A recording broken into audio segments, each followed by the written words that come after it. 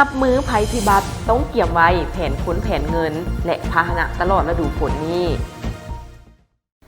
สนับสนุนโดยน้ำดื่มหัวเสือเพื่อรับประกันการกักเก็บความพร้อมมือกับสภาพเหตุการณ์ภัยพิบัติที่อาจจะเกิดขึ้นในช่วงฤดูฝนปี 2025 นี้ให้ทันกับสภาพการและมีประสิทธิผลสูงในวันที่ 18 มิถุนายน 2025 ประธานคณะกรรมการคุ้มครองภัยพิบัติขั้นศูนย์กลางได้ออกแจ้งการแนะนำถึงคณะกรรมการคุ้มครองภัยพิบัติขั้นแขวงนครหลวงบรรดาท่านรองประธานและคณะกรรมการคุ้มครองภัยพิบัติดังนี้ 1. ให้คณะกรรมการคุ้มครองภัยพิบัติแต่ละขั้นแต่ศูนย์กลางฮอดท้องถิ่นโดยเฉพาะบรรดาเมืองที่มีความเสี่ยงสูงให้เอาใจใส่เฝ้าระวังและเกี่ยมพร้อมตอบโต้ภัยพิบัติที่จะเกิดขึ้นในระยะฤดูฝนปี 2025 นี้โดยการกักเกี่ยมรับมือกับสภาพภัยน้ำท่วมน้ำป่าไหลสุลมพายุพยาธิระบาดไข้ยุงศัตรูพืชพยาธิตามฤดูกาลอื่นๆให้สร้างและทบทวนคืนแผนเกี่ยมพร้อมตอบโต้ภัยพิบัติประจำปีของตนกำหนดบรรดามาตรการการป้องกันการควบคุมการตอบโต้ฉุกเฉินและการฟื้นฟูคืนหลังภัยพิบัติกำหนดละเอียดแผนเวียกแผนงบประมาณแผนคนรวมทั้งการเกี่ยมพร้อมด้านพาหนะและวัตถุอุปกรณ์เครื่องอุปโภคบริโภคให้สามารถนำใช้เข้าในการตอบโต้ฉุกเฉินทันกับสภาพการ 2. ให้กวดกาคืนการกักเกี่ยมความพร้อมท่าแหงด้านต่างๆของคณะกรรมการคุ้มครองภัยพิบัติแต่ละขั้นโดยเฉพาะแม่นด้านงบประมาณพาหนะหับไส้กำลังพลวัตถุอุปกรณ์กำหนดจุดใจกลางประสานงานแต่ละหน้าเวียกจุดประสานงานรวมเพื่อรองรับกรณีภัยพิบัติเกิดขึ้นถ้าหากภัยพิบัติเกิดขึ้นอยู่ท้องถิ่นใดต้องได้มีการตอบโต้ทันสภาพการและเข้าถึงให้การช่วยเหลือการตอบโต้ฉุกเฉินให้ทันกับสภาพการ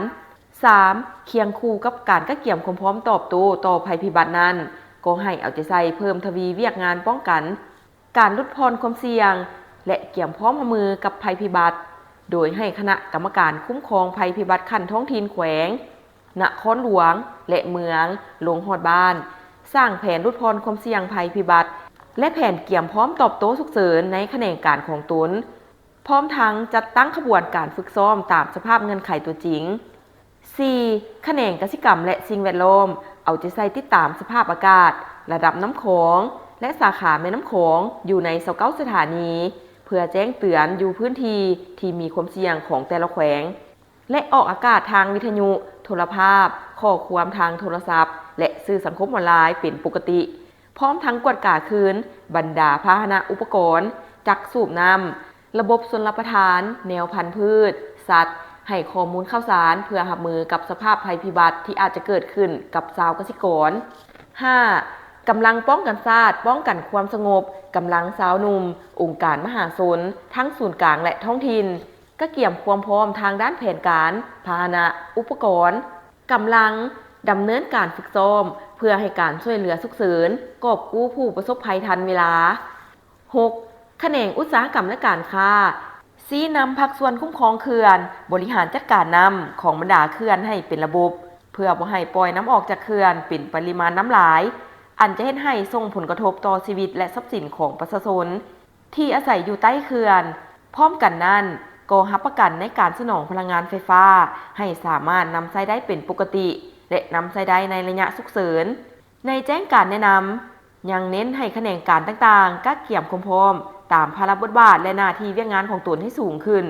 ทั้งหมดก็เพื่อจัดตั้งปฏิบัติการกักเกี่ยมความพร้อมรับมือกับภัยพิบัติที่อาจจะเกิดขึ้นให้ได้รับผลกระทบน้อยที่สุดหัวเสือก็เป็นฝาสีแดงเพราะน้ำดื่มหัวเสือแจกส้มใหญ่ก้องฝาสีแดงรางวัลใหญ่รถไฟฟ้า BYD Opto 2จำนวน3รางวัลนอกจากนั้นยังมีรางวัลสายคอค้ำ1 สลึงรางวัลเงินสด1 ล้านกีบรางวัลดื่มน้ำดื่มหัวเสือฟรีรวมมูลค่ารางวัลหลายกว่า4 ตื้อกีบ